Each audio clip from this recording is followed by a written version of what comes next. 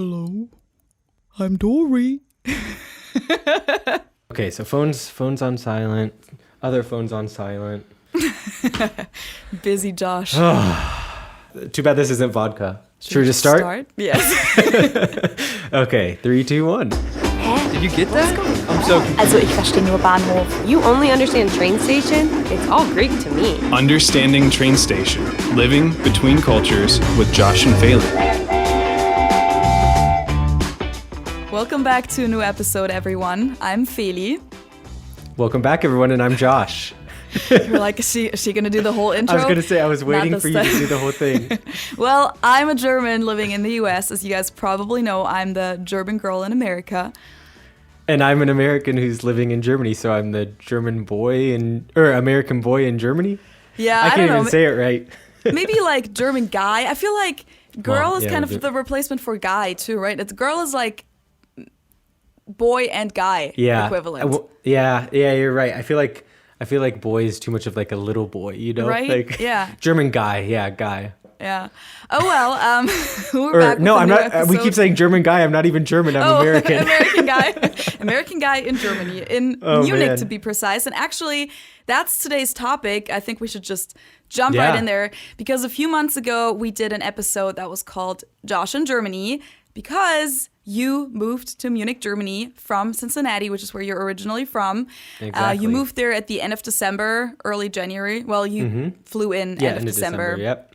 And yeah, we did an episode, I think that was 2 weeks after you arrived in Munich. Oh man, I don't even remember exactly when that was. It must but have been shortly after, pretty 'cause early on. I wasn't in Germany for that much longer and we recorded it in person. So I think it was like shortly after you arrived in Munich, and we talked about the struggles of finding an apartment, of just, moving abroad, all the bureaucracy that came with it. And if you guys haven't seen or listened to that episode, we're going to link it down below, or on the YouTube version, you can also click somewhere up here to check that episode out. But we promised you guys that we would do a follow-up episode after a few months, which it's definitely been a few months. It's actually been longer than I think we intended. It's May now, so you've been there for almost over 4 months now, which, that's crazy. That's really crazy to think about.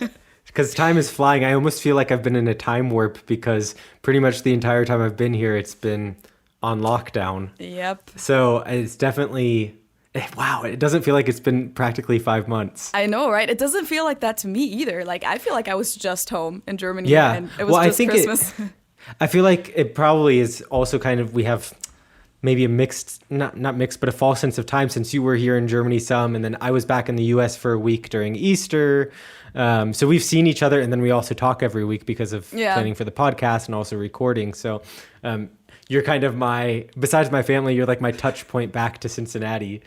Which is funny because I'm not even a local. Well, I guess I kind of, now you are. A little bit of a local after 4 years. I was going to say after 4 years, I think you qualify as a Cincinnatian.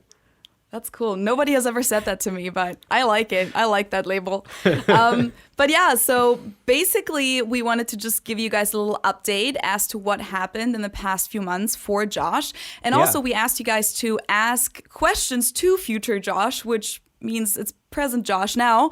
So those questions that we found in the YouTube comments, we're also going to go through those, and Josh, you're going to try and answer them. So I also haven't had like a ton of preparation for these. So I've seen some of the questions, but you guys have to bear with me some as I come up with some decent answers. But I'm just going to kind of tell you guys how I'm doing and how things have been going over here. So I mean, that would have been my first question. I'm basically like the interviewer in this episode, I guess, because I don't have a lot to share. But yeah, how has it been, Josh? Man, I feel like it's been a roller coaster. Like, just as I was saying, it doesn't feel like I've been here for so long, but a lot has happened in the time that I've been here too, because I've moved.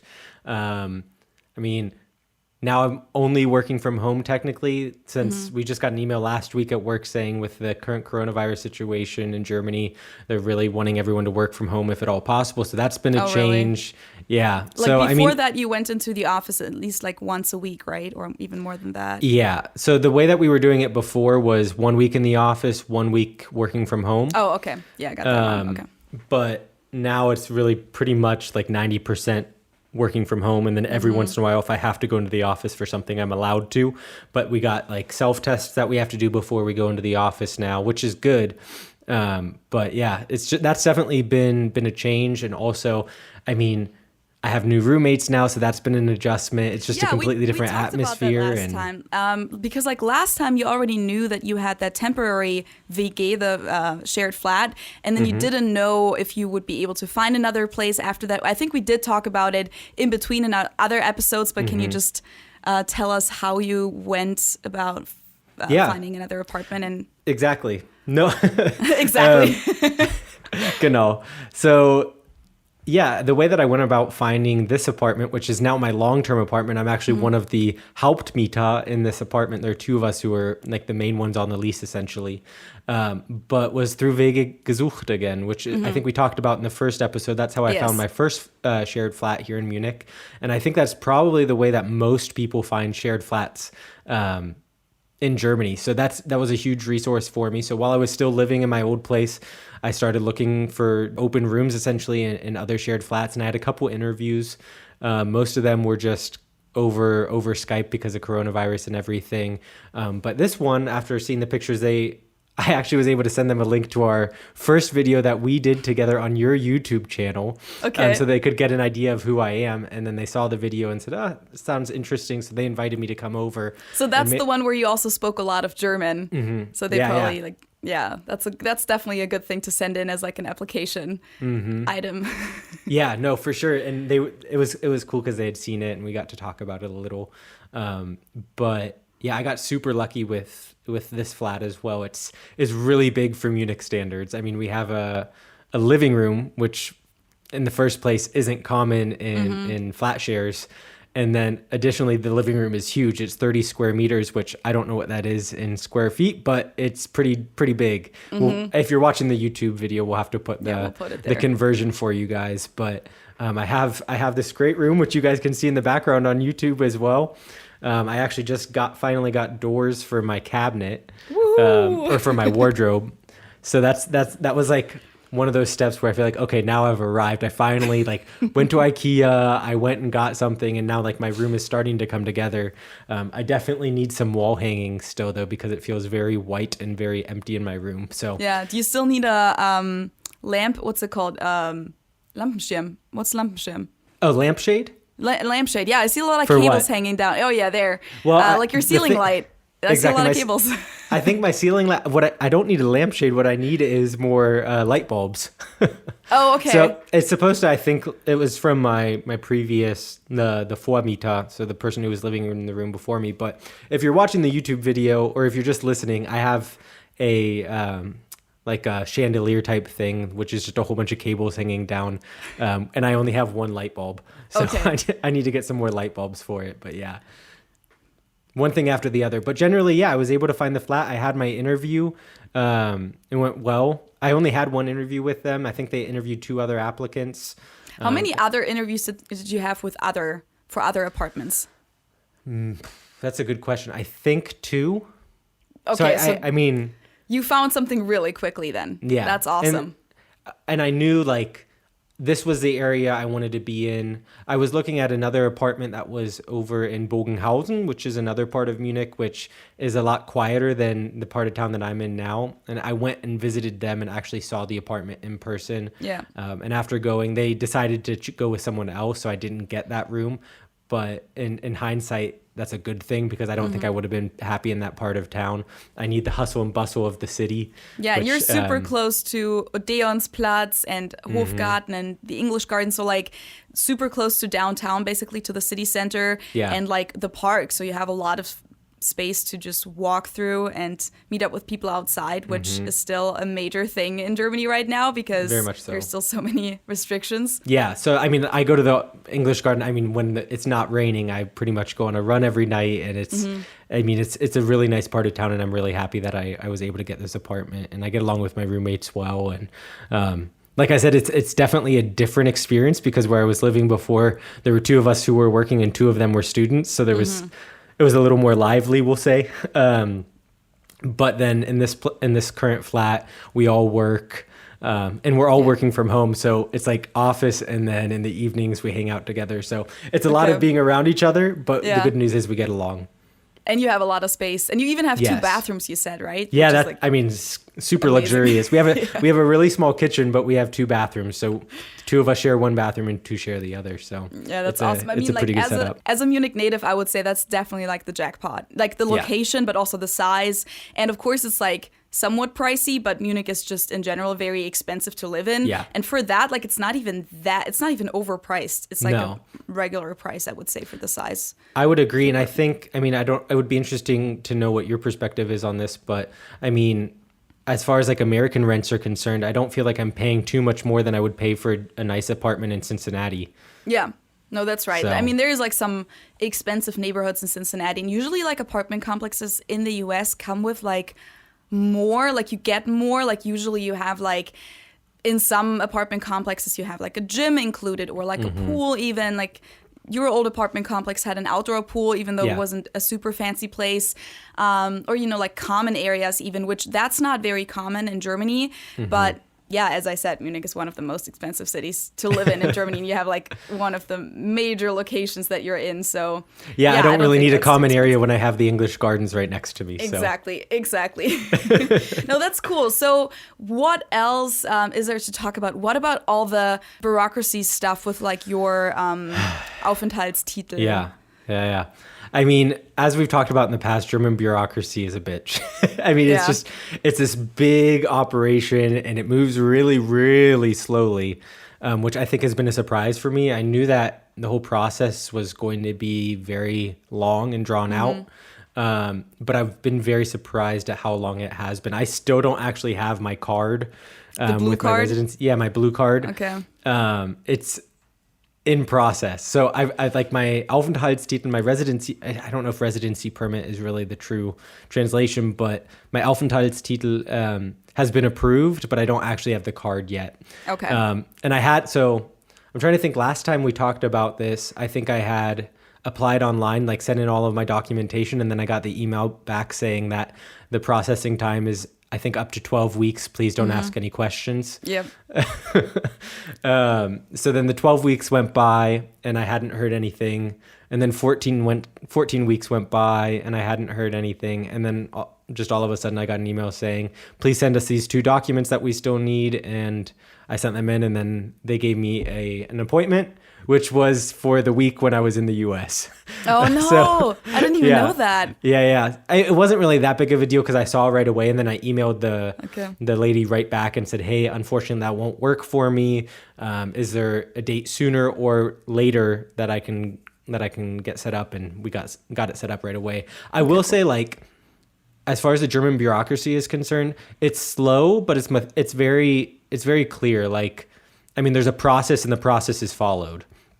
So like there isn't much gray area, I would say. It's just you have to have a lot of patience. Yeah, which also means that the people like working there don't have a lot of wiggle room to accommodate any special requests or anything. They just follow the protocol pretty much. Yeah. I would say that, like, as far as my Aufenthaltstitel is concerned, that process has gone relatively smoothly. I've been very surprised by my driver's license. That was the experience that I went through the roof. I was so mad. You can ask any of my coworkers and any of my friends here in Munich. I was pissed. Yeah. Because my understanding was that as an American from Ohio, you can go with your Ohio driver's license and pretty much just exchange it one for one. Yeah. I mean, I did my research on the website to make sure I had all of the proper documentation. So I had met all of the requirements, or so I thought. But I mean, I even had my registration papers. So when you move to Germany or a German city, you have to register with the city. And then if you leave Germany, you have to deregister or unregister with the city. So I had that from my time in Erfurt, which was my first time in Germany. So I had all my documents. I thought I was very well prepared. Yeah. But on the website, I guess I misunderstood because I went to have my meeting at the Fahrerlaubnisbehörde. So it's like the DMV. Yeah, essentially kind of. the DMV of Germany. And the woman who was, I use the term helping me very loosely, the woman who was in charge of the process. Yeah. The woman who was in charge of processing my request was very rude, which I think in general, I'm used to German directness, but I'm not used to like the rudeness. which I warned think yeah. I mean, and the thing is, like, I knew I was going to run into it at some point. But even knowing like it was going to come, I wasn't like mentally prepared. Like, or I should say, probably say you're never emotionally prepared for it. Like, even to me, like, it still happens, right? And I complained. I think it might have even been that episode that we talked about your move to Germany, where I complained about the customer service. Yeah. And like, I grew up in Germany, and I'm still not prepared for that. And I've had many encounters with people working in like, you don't say public office, but like Beamte. So like, yeah, like government agencies. Yeah, which like they usually can't be fired, and the cliche is kind of like the stereotype is that they're lazy and not necessarily always doing their job very well, which of course there's always exceptions, but that's definitely been one of the places where I've had a lot of those encounters where people literally just give you the vibe, kind of like the person at the airport helping you with the luggage when you lost your bag. Oh, yeah. Giving you the vibe like, what do you want from me? Like, Exactly. I'm not supposed to help you, even though it's their job to help you. And they kind of give you this feeling of, asking too much and bothering them. Yeah. Well, that's the thing. So I thought I was really well prepared. Yeah. And I guess, like I said, I misread the website. I had my einfache An- und Abmeldebestätigung from my time in Erfurt, but I needed the erweiterte Anmeldebestätigung. The extended version. Yeah, which like you asked me about that even. Yeah. Like we talked and I was like, I've never heard of that in my life. I wouldn't be able to tell you what that is. Exactly. So I showed up and the lady was very rude because I didn't have the documentation that I needed. And she said, well, you're going to have to leave your driver's license here while you get all of the documentation that you need so we can still process it. Because I guess the police have to check to make sure that my driver's license isn't fake. Okay. And then I asked the question, so that means I'll still be able to like, will I get some sort of document from you saying that I have a driver's license, but my application is in process so I can still drive? And she said no. So she told me that I wasn't going to be able to drive for 4 to 6 weeks. And I need to drive to work. Yeah. So I was very thrown off or very upset, and the listeners can probably tell I'm still not quite over it yet. But yeah, so she was very rude, and I asked her like, okay, well, I need to be able to get to work. Like, what am I supposed to do? And she said, that's not my problem. Yeah. So yeah, at the end of the day, the thing is she was very rude. And then her colleague who was also in the room was very rude to me. And then I was asking questions to make sure I didn't break any rules or any laws. Right. And they were upset that I was asking questions. So then they told me I had to go pay. So I went down, like, you have to go to a different room to pay. And I stood outside of the door for like a quick second right after I left, and I heard them talking with each other, and they're like, oh my gosh, why is he so desperate? Like he's getting all worked up about this. I was like, yeah, it's a big deal. Yeah, it's a very, very big deal. But then what happened was I came back after paying and I asked another question. And then after asking the question, they were like, oh, wait, we were wrong. You do get a document saying that you can drive. So they got me all worked up. And like you were saying, the stereotype is they're not always the best at their job. They were wrong in the end. Yeah. And they were pissed about it before. Like they were wrong and still mad at you. And then in the end, actually, my parents have a saying that they always say when you're really strong in your convictions, but in the end you weren't correct. They would say they were strong and wrong.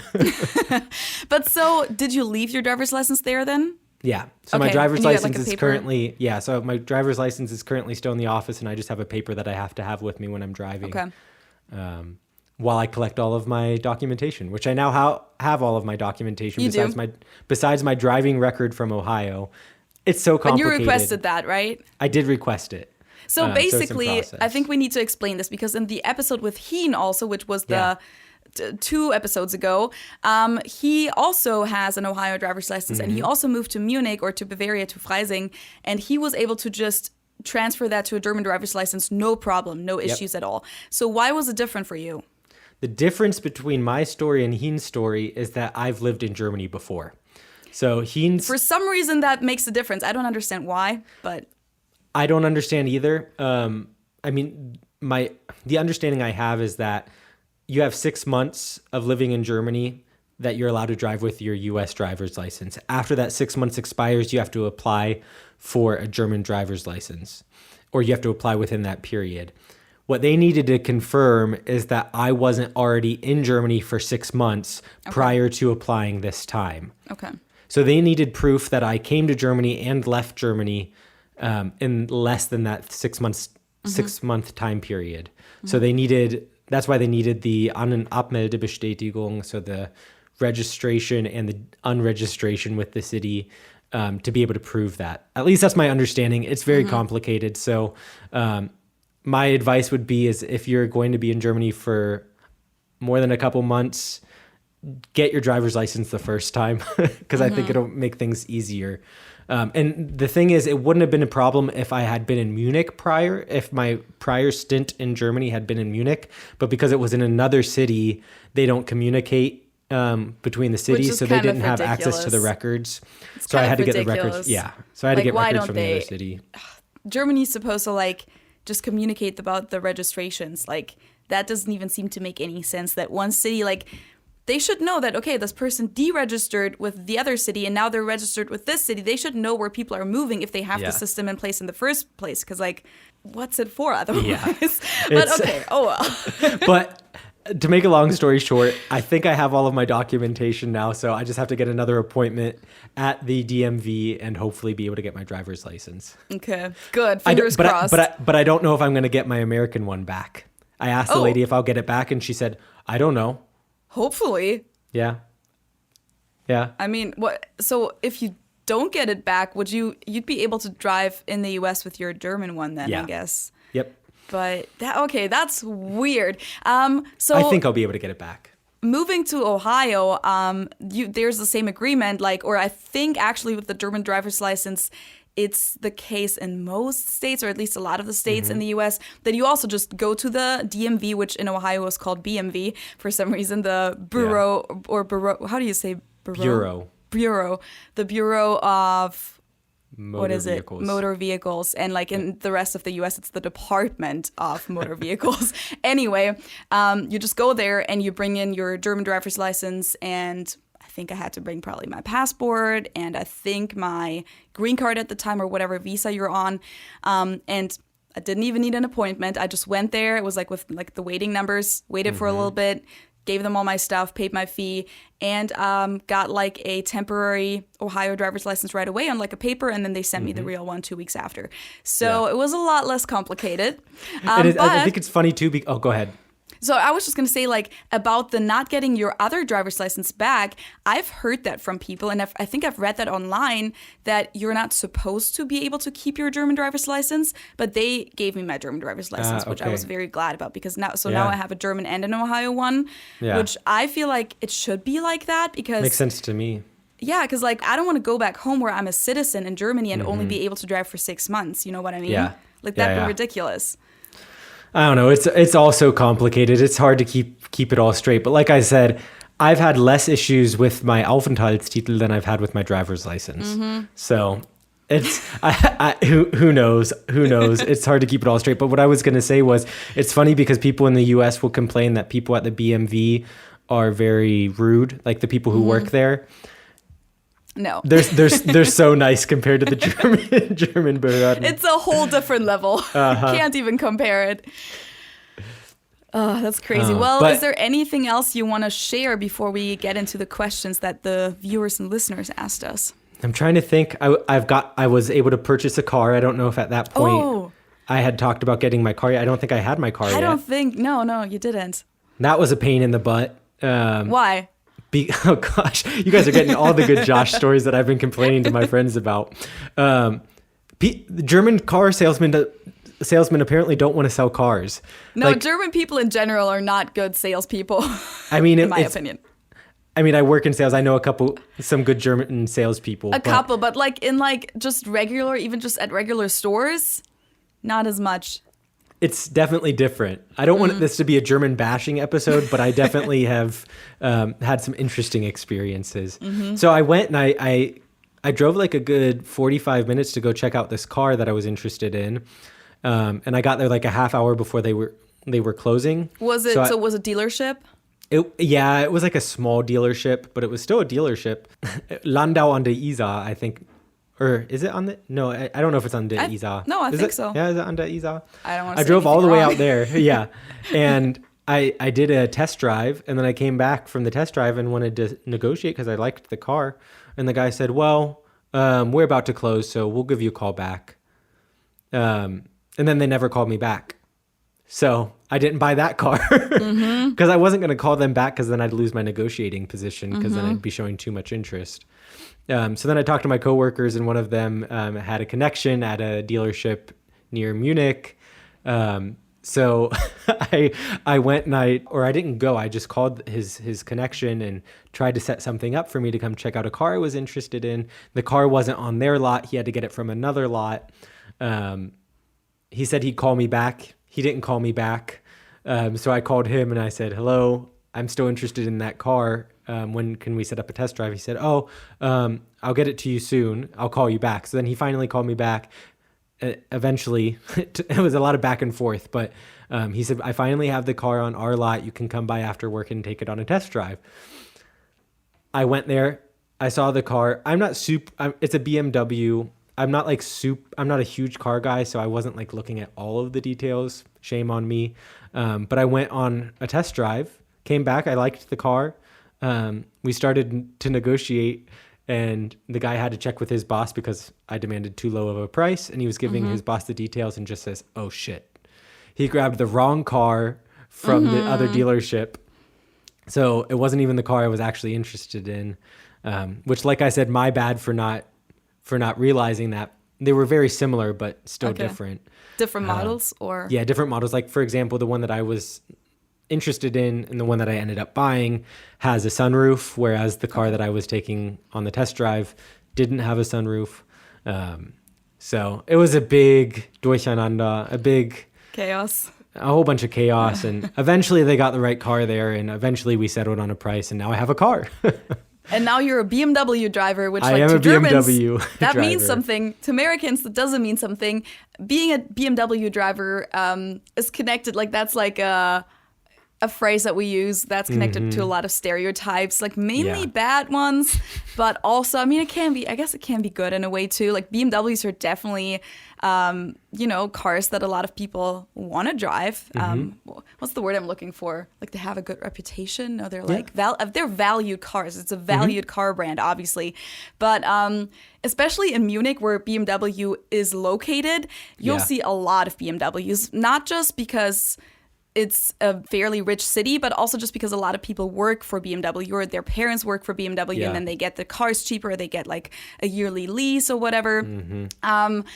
And you'll see a lot of young guys, especially in BMWs. A lot of people have a BMW as their first car, not necessarily always a new car, but like a used one. But still, like, and BMW drivers are known for not using their blinkers and going way too fast and being kind of like asshole drivers in a way. So I hope you didn't adjust to that stereotype, Josh. I think I definitely used my blinkers because that was one of my complaints with American drivers is that they don't use their blinkers. But I probably should pay attention more to the speed limit. But no, like BMW drivers will be those kind of people who like on a regular inner city street will just pass you with like this aggression, and then they'll be right in front of you at the stoplight. Like, what was that for, dude? That was for nothing. You just wanted to be cool and pass me really fast. Exactly. No, the thing is too though, like I went through all of this to get a car because I was like, man, I'm going to have to drive to work. Otherwise, I wouldn't have needed one if I didn't work outside of the city. And now I'm working from home basically every day, which is good. It means I'm putting fewer miles or kilometers on my car. But so is it just sitting at the parking spot, or do you have a parking spot for it? Or? Yeah, I have a Anwohnerparkplatz. So essentially you have to register. Yeah, it's like there's a district that I'm allowed to park in. So I got lucky last night. I forgot to put my little you get like a shine. You get like a little placard that you have to put in your car, like on the dashboard whenever you park. Otherwise you'll get a ticket, and I forgot to do that last night. And luckily I didn't get a ticket, and I remembered it in the morning, and then I went down and put it out there. Good. So, but yeah, so I have a residence parking permit. Parking permit, I think would be the right way to say it. Yeah, I think so. But cool. So you have a car too. I feel like we've covered a lot of the stuff. I got a bike too. Oh, yeah, that's new, actually. I don't think I knew that. I think you told me that you were trying to. No, I think, you told me about the bike, actually. I told you I had a bike. That was the smoothest purchase yet. It was really simple. I found a bike I liked and I bought it. Was it just like Facebook Marketplace or eBay Kleinanzeigen? Or? It was via one of my old roommates who knew about this guy who kind of refurbishes old like vintage bikes. Okay. So it was also like a bike dealer, not just a private person. It was a private person. It's kind of his side gig, but that's he cool. put me in But connection with him. Having a bike in Munich is actually worth more than having a car, unless you definitely. your job is kind of like outside of Munich, so you do need a car for that. Yeah. Unless you want to spend all your basically lifetime on the suburban train. But like having a bike in Munich is just worth so much because you can technically walk everywhere, but sometimes the distances get kind of long, right? So then you have your bike, you're super flexible, you can go everywhere with it. There's bike lanes everywhere, there's bike racks everywhere, there's bikes parked like on the sidewalk, tied to the lantern poles everywhere. So yeah, it's the main means of transportation. Definitely. In a way. And I mean, Munich is a great city to bike in. It's so flat compared to Cincinnati. I tried to ride my bike a decent amount in Cincinnati, but it's first of all, the drivers are crazy. There's a good chance that you'll get hit. And German drivers are actually not only used to cyclists, but they're trained. In driver's ed, they're trained to like watch out for the cyclists. Yeah. Which was an adjustment for me. Like whenever I turn right, whenever I turn right, I always have to make sure there isn't a bike that's going to come by me. Yeah. Yeah, that's what you learn in driver's ed, like turning right wherever you are, always look back with your head first, not just mirrors, but head, and see, like wait for the cyclists or the pedestrians too. Yeah. Yeah. It's definitely a different way of driving. Yeah. But yeah, those are the big updates so far. Cool. Maybe we should jump into some of the questions that people have for me, or did you have something else? I just wanted to like make sure that, because I know this, but I feel like all the different things that we talked about just now sounded a little bit more negative. Like just overall, they were like kind of like negative experiences or like complicated experiences. But I do know that you're very happy in Munich, right? Yes. So. Besides having to deal with all of the frustrating things, I'm doing really well. Like I said, I got super lucky with both of my VGs, both of my flat shares, that I get along with my roommates, and I've gotten to meet their friends and they've started to become my friends. So despite the pandemic and everything going on, I'm still meeting people and I'm still getting to build a social network here, and I'm doing really well, and I'm still very happy with my move. So despite having to deal with all of the difficulties, I definitely feel like I've arrived here and am doing very well.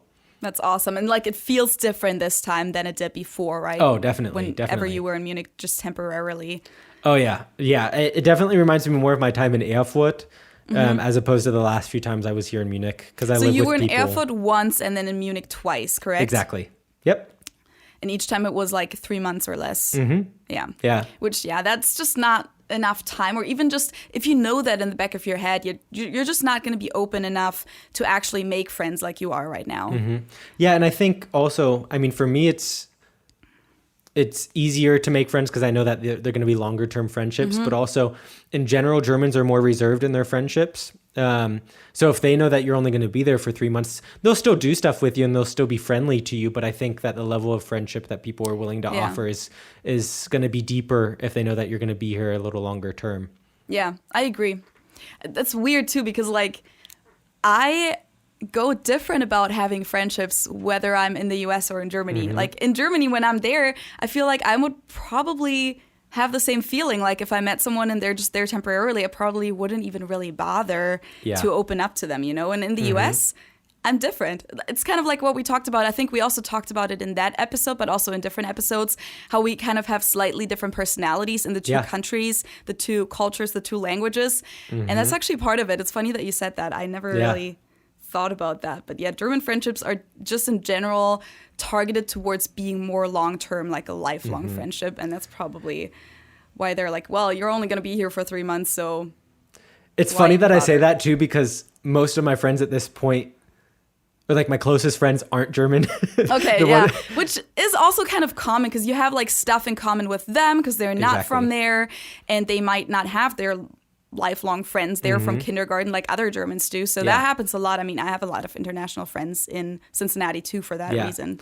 But at the same time, the Germans that I do meet, like, or have met, I'm becoming closer friends with. Like I'm really getting to know them better, and like they've been very open. So it's not just because the people that I'm closest with so far are foreigners. that I don't have German friends. Like I've met some really great Germans that I really enjoy spending time with. Well, cool. Yeah, with that, let's go into the questions that people had for you. Okay, so the first question comes from Joseph. He said, some questions for future Josh. Was it hard to get a credit card? Do you have a German retirement fund, or can you continue to contribute to your 401k or US retirement fund?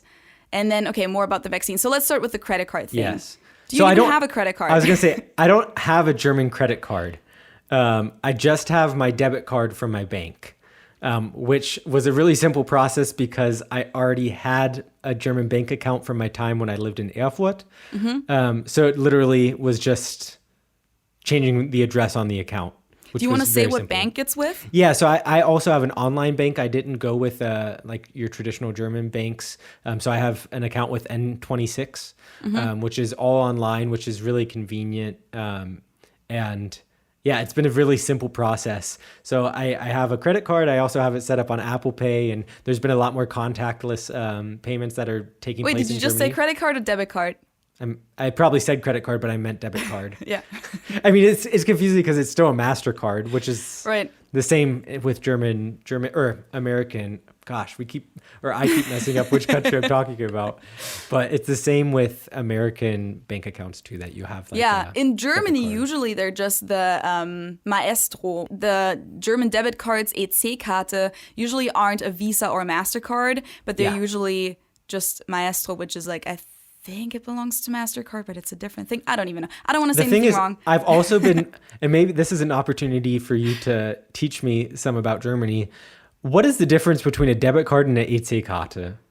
See, that's the thing what I'm saying. I think the difference is exactly that, but I might be terribly wrong here. But I only have a German EC-Karte. And I do know because they're not like Visa or MasterCard, they don't always work abroad. Within Germany, I don't think you'll really notice any difference whatsoever. I think it's really just a more of a being abroad or like paying internationally kind of thing, because they have started to use the English term debit Karte now in Germany, which like I feel like 10 years ago I never heard that in Germany. Yeah, one thing that I do know that has been confusing, and that's why I asked what the difference is for example, when I was at the BMV here in Munich, I wasn't able to pay with my debit card. It was either cash or EC-Karte. Yeah. So it's just a different system. So let us know in the comments. Period. I think that's just what it is. It's a different system. EC-Karte technically is literally just like a bank card. That's the term in English, right?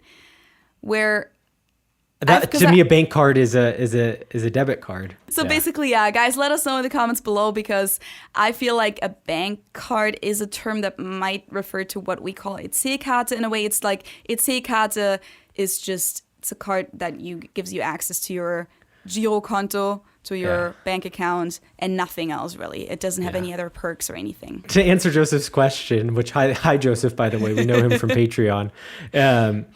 To answer the question, no, I don't have a credit card. So yes, it was very easy to get one.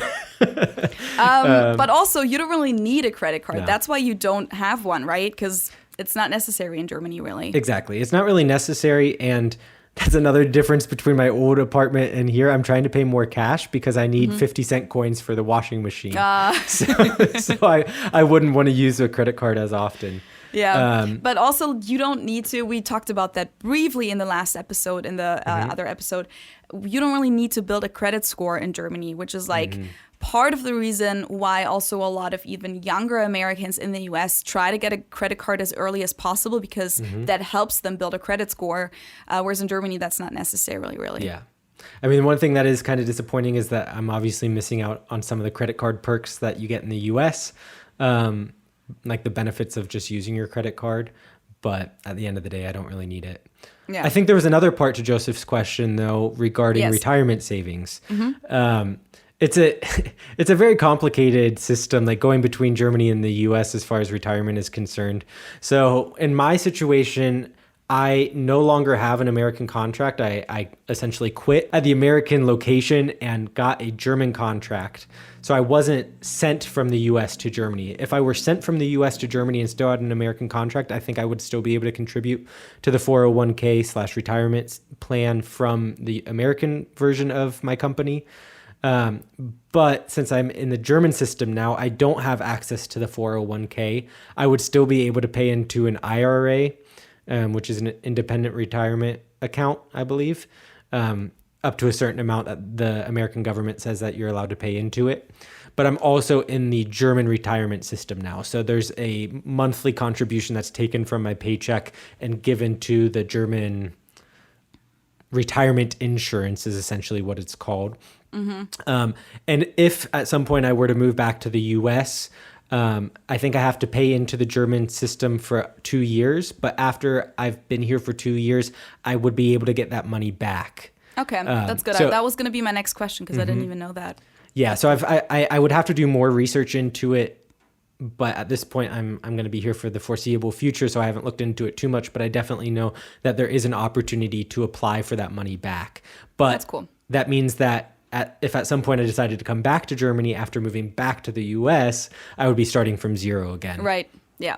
But Okay. yeah, so no, I'm no longer paying into an American employment or retirement program, but rather just into the German one. And did you have the option to opt out, or as a full-time employee, you have to pay in? No one asked me. Okay, I okay. think that was, and I think I may have mentioned this in the first Josh in Germany update. Was there was never really like a sit down talking through like this you're starting at this company, these are the things you need to know. That's very common in US businesses, but apparently, like you said in that previous episode, it's not, I guess, common here. So I didn't really know. Not as common. Yeah. Okay, and then he also asked, what's the vaccine rollout like over there? Do you think you'll be able to get vaccinated by the summer? We talked about it in our previous episodes because you did get your vaccine in the US. Exactly. So when I was in the US, I was able to get the Johnson & Johnson vaccine since it was just one shot, which has been kind of interesting over here because now people who are vaccinated have special rights. So like I don't have to have a negative COVID test to be able to go shopping.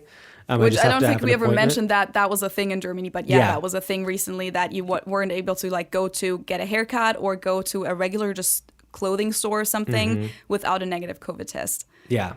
So I don't have to have that test now, but I've only gone shopping once, and I just bring my CDC card with with showing that I have the Johnson & Johnson vaccine, and the guy was a little confused because I mean there aren't Americans coming over to Germany right now. Right. No. So it was the first time he'd seen it. And also since Johnson & Johnson is only one shot, he was a little confused by that too. But he just said, I've never seen this before, but go ahead.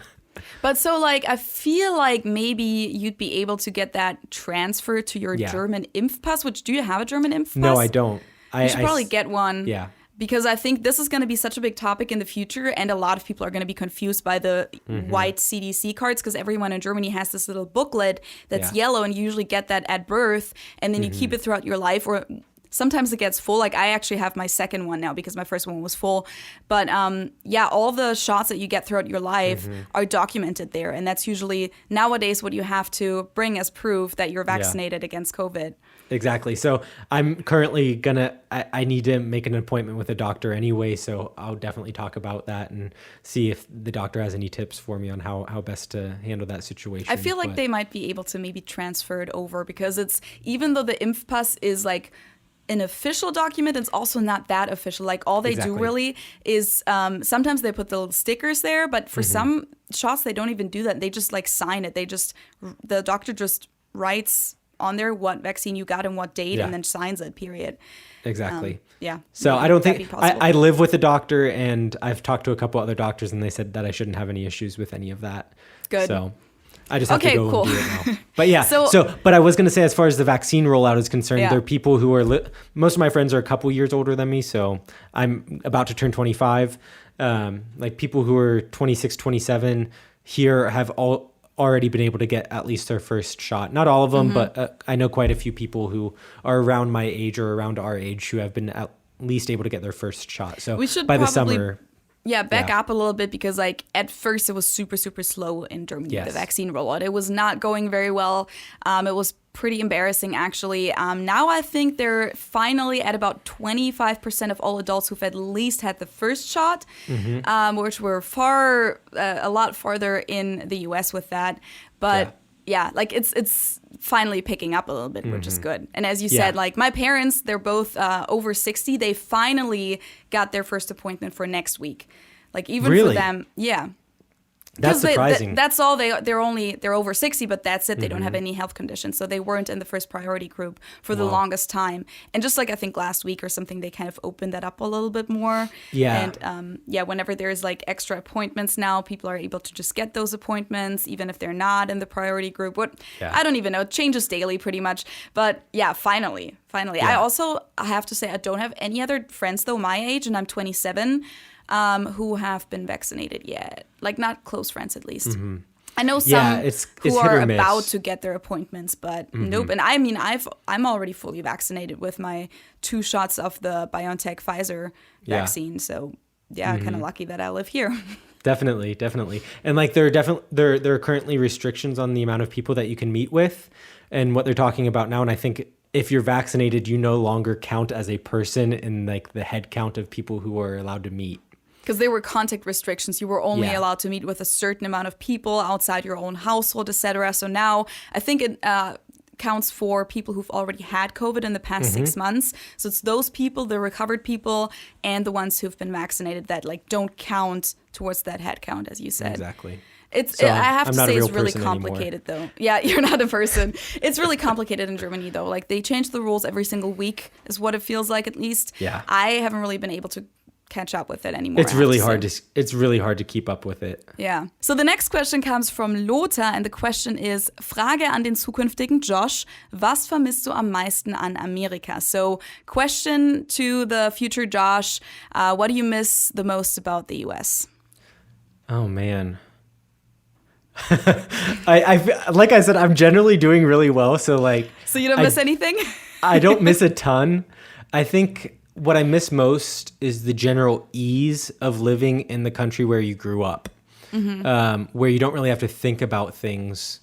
The little you just things, the little especially. things. So you just kind of can live your life and you just know what to do.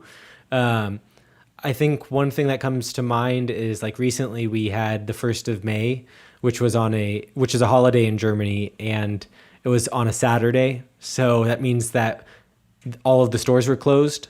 So the grocery store was closed on Saturday and Sunday. So like that's something that I miss is just the availability of being able to go shop when I want.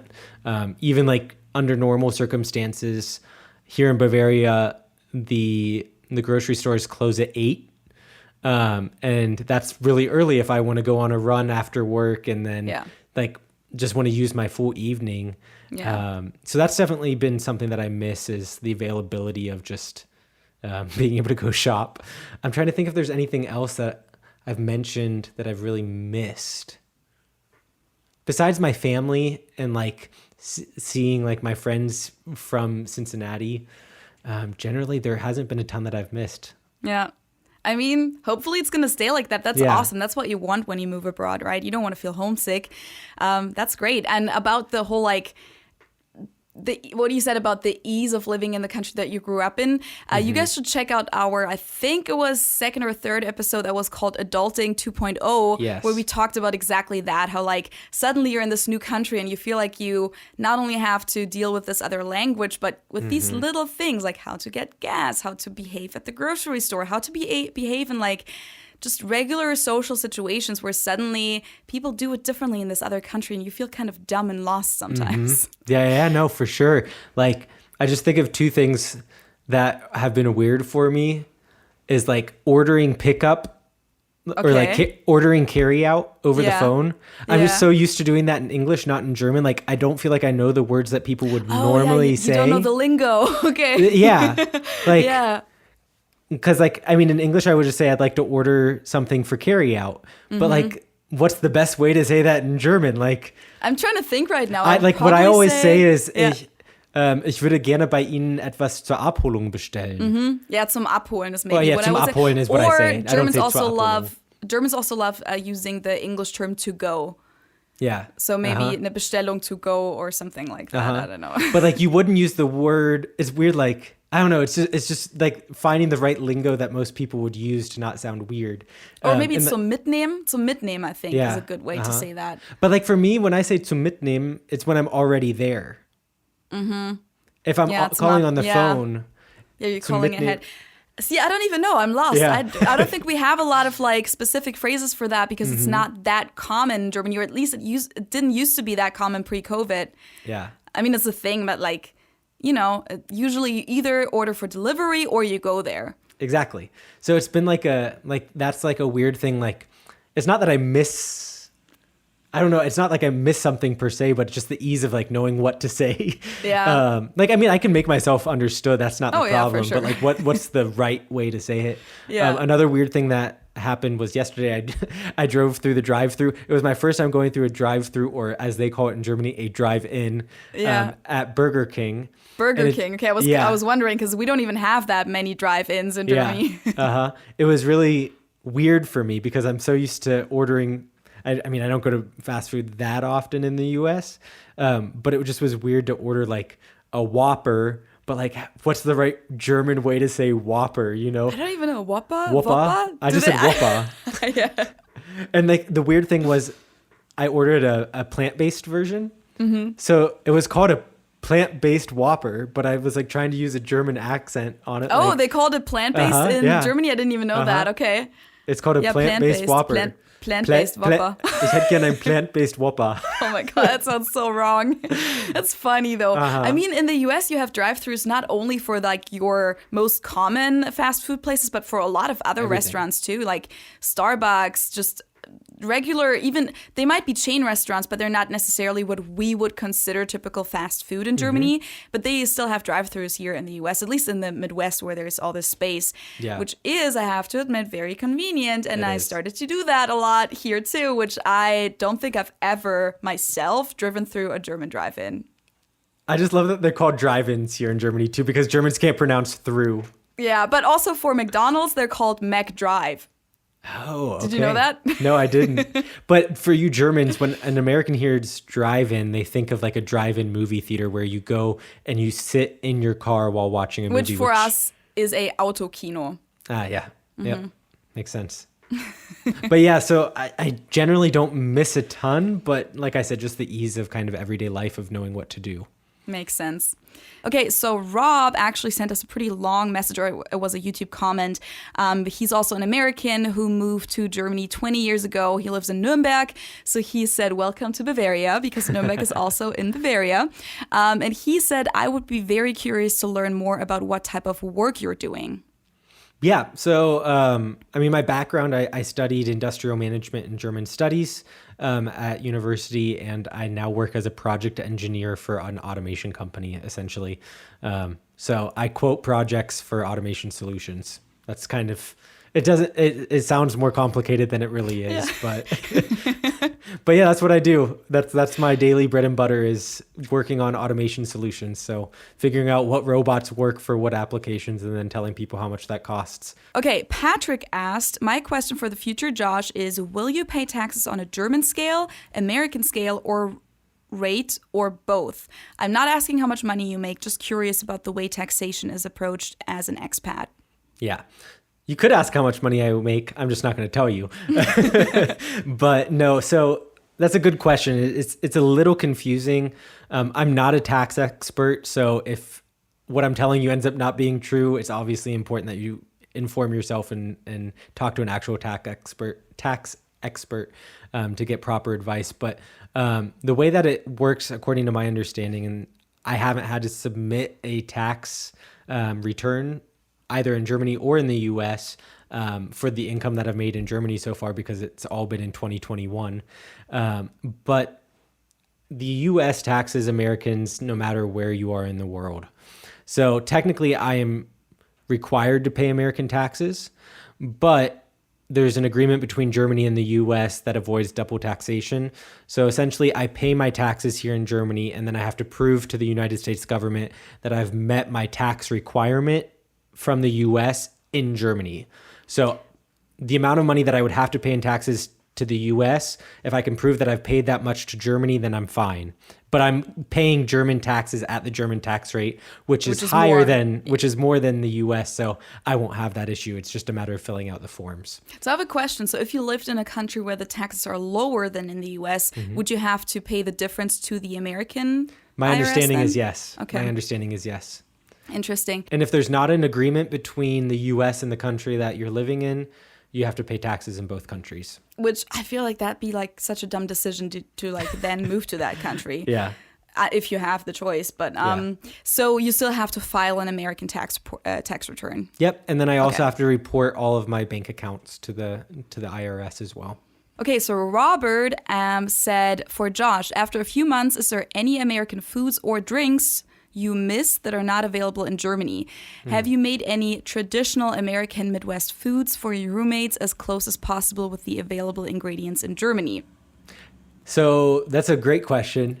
One thing that I recently wanted to make with my roommates, or it was a drink that I wanted to make, and it's actually, from my understanding, Mexican. But in the U.S., there's a soda called Squirt. Is it grapefruit? Yeah, grapefruit's a word, right? Yeah. Yeah. It's a grapefruit soda that you mix with tequila, but you don't have Squirt in Germany, so I couldn't make the Paloma is the name of the drink. I'm sure I could find a grapefruit soda that I could use here, but it's just not You could the probably same. get like grapefruit juice and then add carbonated water or something Yeah. like that. Yeah, It's but probably like not gonna that's be the something same, that you'd though. have to like zusammenbasteln. Like you Yeah. just kind of have to toss together Yeah. or piece together. So that was something that I quote unquote missed. Other than that, I really haven't had too many foods that I've missed besides hot sauce. Like, I brought some hot sauce back from Cincinnati when I went and visited. But other than that, I don't. Well, we have too also many talked food- about you trying to make pie and you were missing some ingredients, or like the buckeyes. So I mean, some of the things, yeah, there are certain things or certain ingredients that when I've thought about making stuff, there isn't a good replacement, or you can't get the ingredients here. Like for example, this is what I was going to say to answer the second part of your question. I have made a Cincinnati dish for my roommates. I made them Cincinnati style chili. I wanted to bring some cans of Skyline back. But when I went to the grocery store in Cincinnati, they were all sold out. So Which I couldn't Skyline is this famous chili restaurant in Cincinnati. Yeah, it's more of like, it's called chili, but it's more of a like a Bolognese. sauce. Yeah, it's more of like a bolognese sauce. So my family has a recipe that we make, which is called Cincinnati style chili as well. It doesn't taste like Skyline, but it's still kind of in the same vein. And the recipe calls for ground turkey. And ground turkey doesn't exist in Germany. Really? Or it's very Me as a very difficult vegetarian, to find. I wouldn't even know find. that, but it's like mostly just ground beef. And is there ground chicken? Is there? No. No?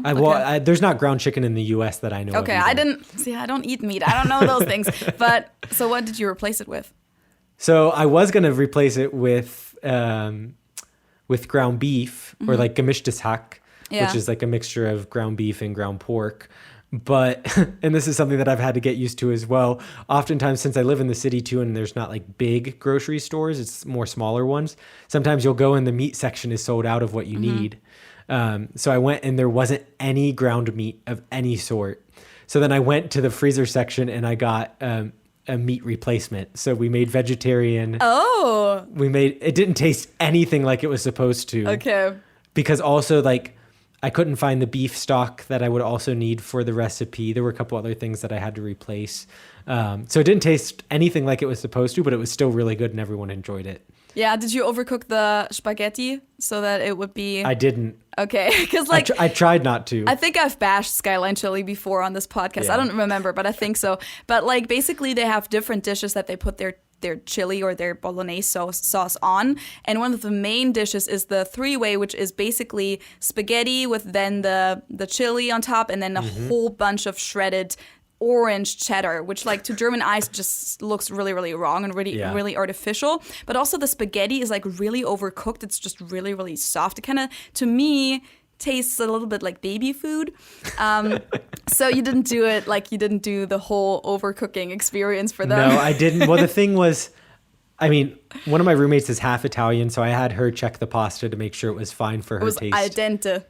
Well, she was like, she likes it a little more than al dente, so it was So I had her check the spaghetti, and then also the grocery store was also out of cheddar cheese. Oh. So we used Gouda. Okay. So it was like really different than actual Skyline It was very chili. different. So I'm going to make it again sometime when I can get more of the correct ingredients. Do you feel like it tasted more like literally a bolognese sauce in the end? The thing is, I don't really eat bolognese. Oh, okay. So Really? I couldn't Go really to tell. an Italian restaurant in Germany, once they're open, and just that's like the main dish you get everywhere. Yeah.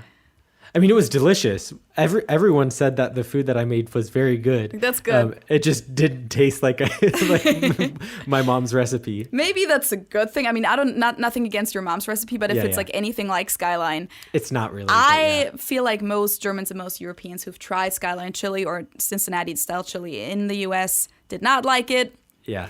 There's some who do like it, which I don't really understand, but oh well. But that's one thing that I will say as well, as far as me using the vegetarian replacement. I've been eating a lot less meat while I'm over here because there are really good replacements. Yeah, right. I've been saying that a lot, and they're so cheap too. And like, there's a big variety, much bigger than at most American stores, which I find very surprising because like usually you have all these options at American stores, and I don't really understand why it's so much more progressed in Germany. Yeah. But yeah, it just was an interesting observation that I've had is I've been eating less meat. Yeah. Just naturally. That's good. That's healthy, I think, in my opinion. Well, cool. I have to say though, like I tried to make traditional Bavarian food in the US before. I've made it like maybe 3-4 times. And yeah, you just have to improvise, and it's never going to taste exactly what it's supposed to taste like. The good thing here is like I can get some of the very traditional stuff at the international stores. Yeah. So like I can at least get like, I can't get Knödelbrot, which is like this hard bread that you can buy in bags in Bavarian stores to make bread dumplings. But I would just basically dry some toast bread, what we would call myself, and then like make it out of that. And like it'll work somehow in the end. Yeah. It'll never taste exactly the same though. Exactly. Like I think I would have the option of going to some American military base and going shopping there, but it's not that important to me No, at this it's not point. And you can worth the normally effort. you can find decent replacements. Yeah. But so besides like those little things, there's nothing major that you miss from the US, like a certain brand of something or a certain soda that I would you don't say have in one thing Germany? that I do miss is like some of the it's like fast casual, not really fast food, but fast casual restaurants in the US, like Chipotle. I miss Chipotle. In Cincinnati, there's a chain called BB Bop, which I like. Yeah. There's also a chain called Corrido, which I like. And like those were my go-to places that I would And go. they're all very similar to Chipotle, so they're kind of like Mexican/Asian, but you have like a rice base basically, and you make like these bowls or wraps or burritos with it, and you can just go along the counter and just pick whatever veggie toppings or meat toppings you want on it, and it's like fast food in the sense that you get the food very fast, but it's not really unhealthy. So Exactly. So yeah, it's not like McDonald's. yeah. I definitely miss that. I miss good Mexican. I told you that. Do. I mean, I knew it too from my previous times here, but like did the you other check day, out the Mexican places that Sema recommended? I've been to the one that we talked about, I think, in the episode, which is Condesa, which I think there are 2 locations, but one of the locations is at Münchner Freiheit. And that's good. It's still not like as good as some of the Mexican that you can get in Cincinnati though. But like nearby there's a place called Pure Burrito. It's really disappointing. Really? Yeah. I've never heard of that. Like just seeing the cheese that they use on it just makes it's really bad. Yeah. As I said, I always like to compare it to Italian food in the Midwest because Yeah. I feel like nobody here knows what real Italian food is really like. But you recently found a good Italian place, right? Or well, you I had only good tried one Italian of their food? dishes, and that one tasted really good. That one tasted really like authentic to me, and that was the one at Kenwood. I'd never been there for some okay. reason. What's it Yep. called? Something with an M. Maggiano's, I think. Yeah, is what it's called, Maggiano. right? Yeah. But I've been to like expensive Italian places before too, and I was like very disappointed. Yeah. But oh well. Okay. So yeah, Mexican food. I can totally relate to that. Yeah. Okay, so the next question comes from our patron Florian, and he said, he quoted you, I think you said that in the episode, lay as much groundwork as possible. And then his follow-up question to that is, does your VG feature Looping Louie, which is a game? And I think we might have mentioned it before Maybe not. I don't know. No, if you mentioned it. I think we did when we talked about New Year's Eve traditions. Yeah. My apartment or my Vegi does not have Looping Louie. Damn it. So that's something that I will have to ask for my birthday. Maybe that would be a good thing for my friends to get me for our apartment. Which your birthday is coming up. Do any of your roommates listen to our podcast? Do you know? I don't think so. I think okay. I was going to say, I think ab und zu. I think every once in a while, maybe they'll check out an episode, but generally no. Well, if someone is listening right now. Yes. Hint. Get Josh Looping Louie for his birthday. Okay, cool. Well, it's a game. I think we mentioned that, but it's like one of these games where like there's a little plane flying around. It's like it looks like a little kid's toy, really. And then you have these buttons that you press whenever it comes to your spot, and then you press it to lift the plane back up. And it's basically used mainly as a drinking game nowadays. So yeah. Yeah, check out the New Year's Eve episode if you wanna hear more about that. Yeah, and then Randy asked, Josh, did you have any of your stuff shipped to Germany or just what you could fit on a plane in a couple bags? I'm thinking of moving to Austria in a couple years and would like to take some books. I expect it's quite expensive to ship over there. Yeah, shipping things from the U.S. to Germany, at least. Yeah, I think really shipping anything from the U.S. internationally is very expensive. So I didn't do that. I think I took like 3 bags and tried to fit as much as possible. 3 big suitcases? No, I had like a big suitcase. I had my carry-on like roll bag, and then I also had a big tennis bag, and I stuffed that full. A backpack. Yeah, like a backpack. Okay. Well, it's like a big backpack. Okay, yeah. It's like one of those professional tennis bags that you'll see people like the professional tennis players use. So I stuffed that full of my stuff, and I tried to fit as much as possible in all of my suitcases. But no, I didn't ship anything over, and I don't really know how much it costs. I just know it's very expensive because I tried to send one book once from Germany. It was a yearbook I tried to send it from Cincinnati to Germany, and it was like $75 just for one book. It's crazy too, because shipping the other way around is so much cheaper. Like sometimes I've tried to like ship the same thing, and shipping it from Germany to the US would be like, what was it, maybe like 15, 17 euros. You can ship stuff for way cheaper if it's light, but like an actual package.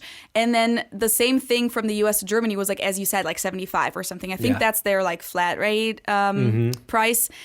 Yeah, it's crazy expensive. I have to say, though, it's definitely different whether you move abroad, kind of like we did it, where it feels a little bit more temporary, even though, you know, it's like permanent, but you don't take all your stuff with you. Yeah. Whereas like if you move as a family and you really try to bring all of your stuff with you, then it's a whole different story. But for me too, I just left most of my stuff that I knew I didn't need in the US with my parents. So it's all like at my parents' house. Exactly. I didn't have to sell all my stuff. I didn't have to give up my whole existence in Germany pretty much. But I know some people like have to do that. They have to just get rid of everything they own or take it with them. So I think for us, it was like possible to just go over with a few bags. That's what I did. I think the first time I came here, I had 2 big suitcases and a little... No, I didn't even have a carry-on. I had 2 big suitcases and a little just personal item.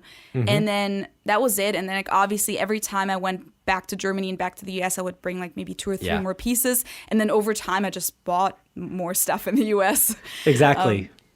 I mean, for me, it's been more of a natural process. And like one thing, I'd like to bring my golf clubs over at some point just because I mean, golf isn't as big of a thing as it is in the US here in Germany, but I would still like to have the option to go golfing if I wanted to. So hopefully with hopefully I'll reach a status with Delta here soon that I'll be able to do that for relatively cheap. Yeah, but also to get back to his question, I do know that our friend Sabine, actually, she did a 1-year exchange in Cincinnati. She's also from Germany, was in Cincinnati for a year. And I do know that at the end of her stay here, she did ship some stuff over to Germany because I think she only was allowed 1 suitcase on the plane.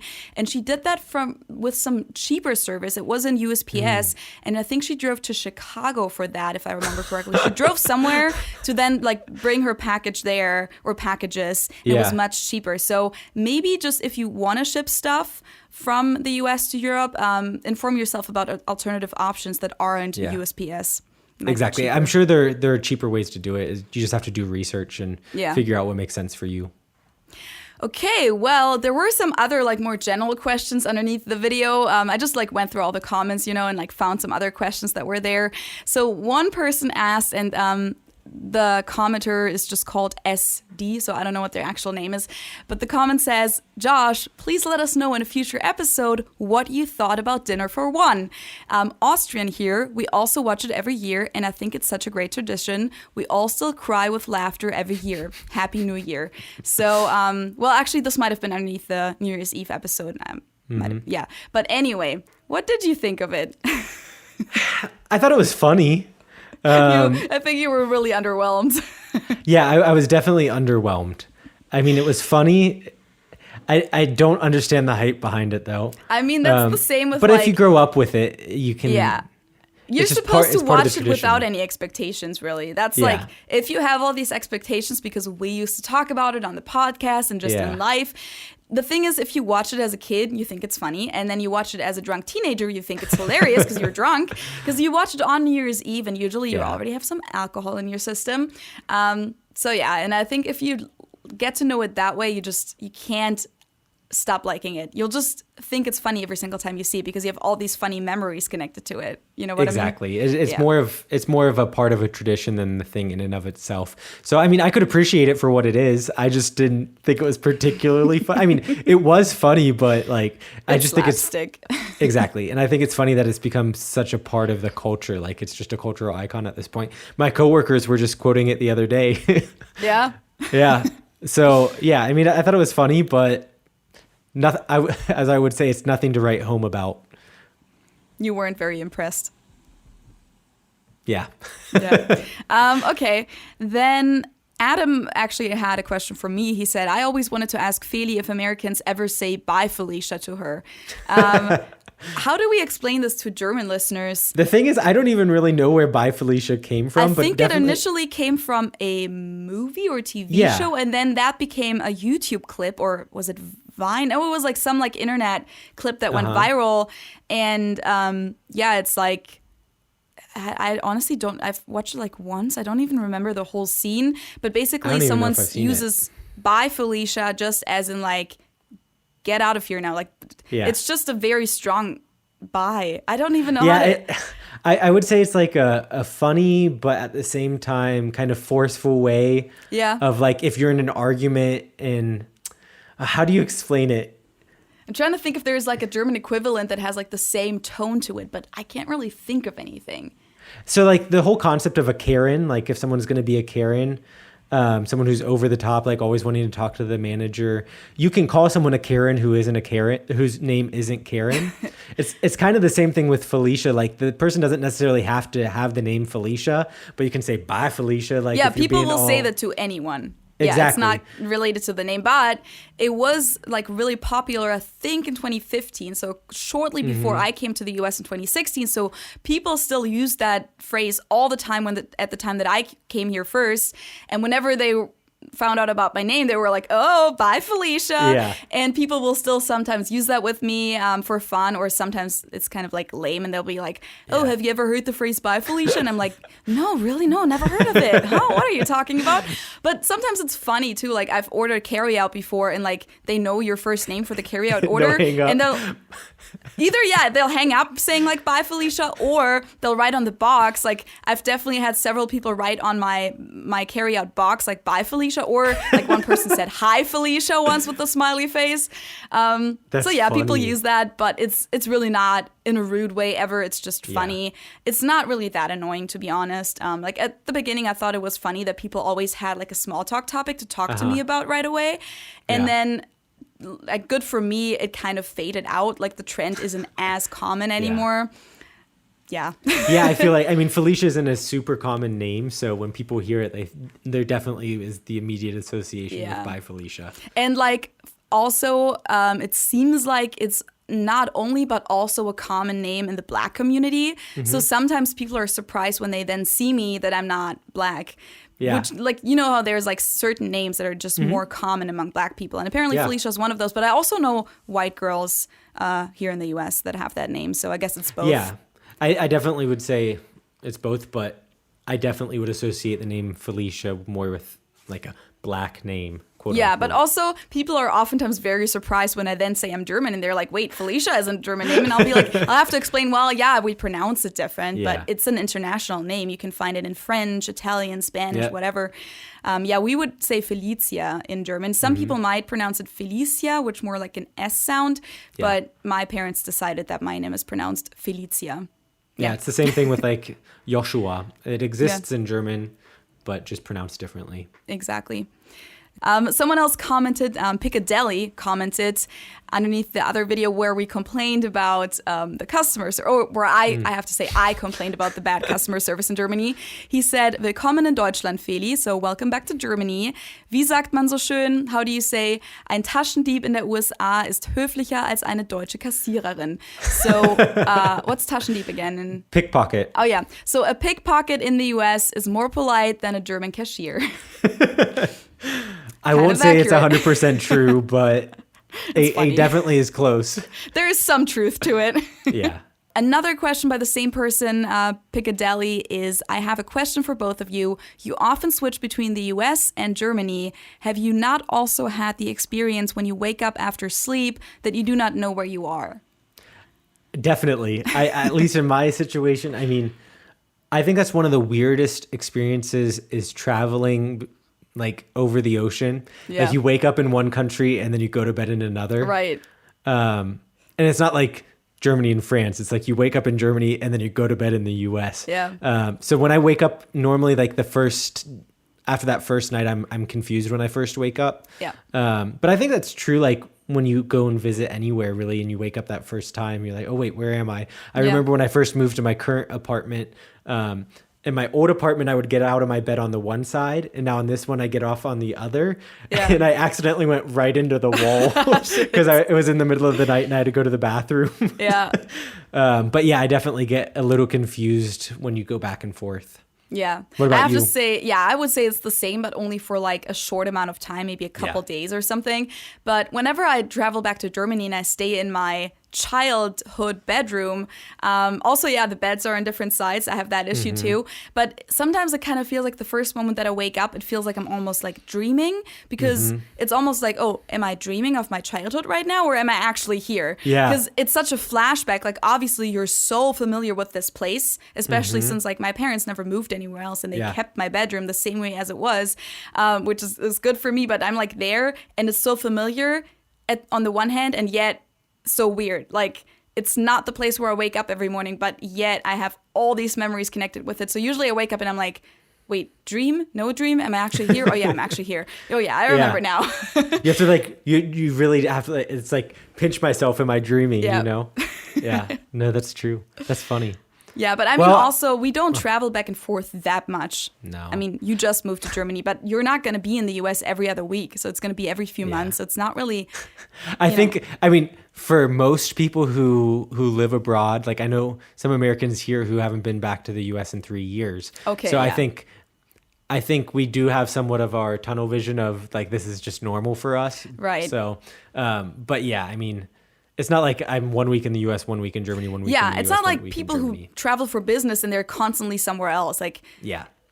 it's really just every few months you're visiting home in a way. Yeah. Yeah. But I still think the weirdest experience is like waking up in the US and then waking up in Germany and then when you go to the US, like you're normally there in the evening, so you try to do something in the evening. I remember I came back from Germany once and like in the evening I hung out with my friends and we went and got dinner. Like that was a weird experience. Yeah, I've had that too. Like just thinking about like for me, for example, I would put on my makeup in Germany, then travel all the way to the US, and then it's like so much later, and you're suddenly in this other country, new place, and then you take up that makeup that you were. I took that on. I put that on in a different country, different continent at my parents' place, and now I'm in this really different spot suddenly. Like that thought can be kind of weird, but it's the same with traveling, just as a tourist too. Yep, exactly. Yeah. Okay, I think that was all the questions that we wanted to answer today. Unless there's anything else you want to say. No, share. I mean, I have maybe one quick little anecdote I can give you guys towards the end too. I was walking with some friends in this part of town, and And one of the guys that I've met here is actually from Ohio as well, which is kind of funny.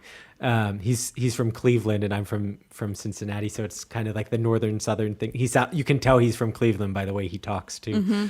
But we were walking through this area and we were speaking English with each other, and some guy like leans out of his window. He's like, "Where are you guys from?" in English. He was American too? Yeah, he has like this big American flag in his window, and like he was, I think he's probably in his 60s or 70s, and I guess at some point he was stationed in Dachau, and he's from Michigan, and we were just standing on the road and he started talking to us. It was such an American experience, funny. but here in Germany. Midwestern too. Yeah, very Midwestern.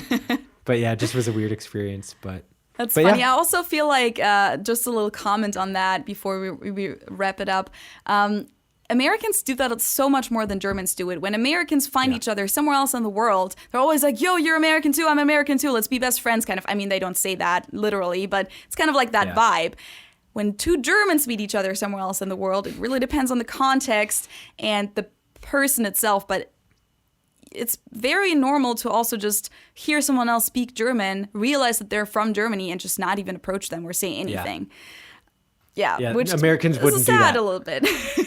Yeah, Americans definitely would, No. in general, reach out and say, "Hey, where are you guys from?"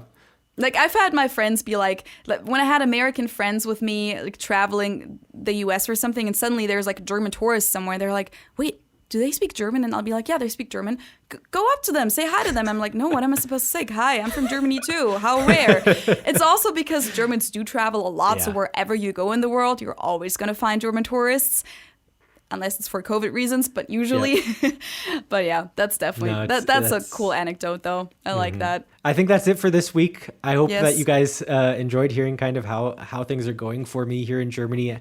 I wasn't trying to German bash at the beginning. It's just the reality of having to deal with a different culture. It can be something that's a little frightening or off-putting at first. But all in all, I'm doing really well, and it's fun to be able to share these experiences with you guys. Yay! If you have more questions for Josh, you can leave them down below in the comment section on YouTube or send us an email or DM.